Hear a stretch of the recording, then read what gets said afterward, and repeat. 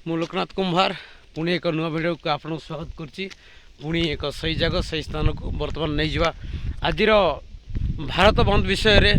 ଆଉ ଯେଉଁ ଭାରତ ବନ୍ଦ ଘୋଷଣା କରାଯାଇଛି, ଟ୍ରେଡ୍ ୟୁନିୟନ ଏବଂ ବିଭିନ୍ନ ରାଜନୈତିକ ଦଳ ମଧ୍ୟରେ ଯେଉଁ ଭାରତ ବନ୍ଦ ଡାକରା ଦିଆଯାଇଛି, ସେ ମଧ୍ୟରୁ ଅନ୍ୟତମ ପୂର୍ଣ୍ଣ ସମର୍ଥନ ଦଳ ଦେଇଥିବା ହେଉଛି ଗୋଟିଏ ଦଳ ହେଉଛି CPI party.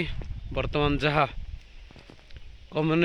CPI communist party, ଯାହାକି ନିର୍ମାଣ ଶ୍ରମିକ ଏବଂ ଚାଷୀ ମୂଲିଆଙ୍କୁ ନେଇ ଗଠନ କରାଯାଇଥିବା ଏହି ଯେଉଁ ଦଳ ହେଉଛି ଡାକରା ବନ୍ଦ ଡାକରା ଦେଇଛନ୍ତି। ଆଜି 12 ଘଣ୍ଟିଆ ଭାରତ ବନ୍ଦ ଡାକରା ଦିଆଯାଇଛି। ଭାରତ ବନ୍ଦ ଡାକରା ଗୋଟିଏ ଉଦ୍ଦେଶ୍ୟ, କେବଳ ସଫଳ ହେଉ କି ନ ହେଉ, କିନ୍ତୁ ଗରିବୀମାନଙ୍କୁ ହଇରାଣ କରିବାର ଏକ ମୁଖ୍ୟ କାରଣ ହେଉଛି ଭାରତ ବନ୍ଦ।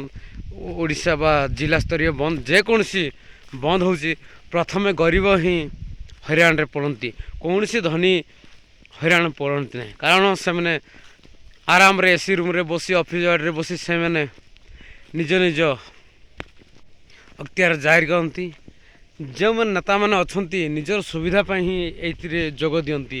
ପରର ସୁବିଧା ପାଇଁ କେବେ ମଧ୍ୟ କୌଣସି ରାଜନୈତିକ ଦଳ ଯୋଗ ଦିଅନ୍ତି ନାହିଁ।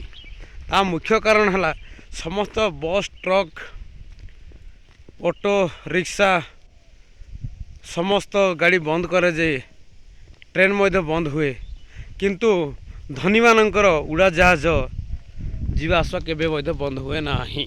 ଏଣୁ ଏହା ହେଉଛି ଭାରତ ବନ୍ଦ ନୁହେଁ, ଭାତ ବନ୍ଦ କରାଯାଉଛି।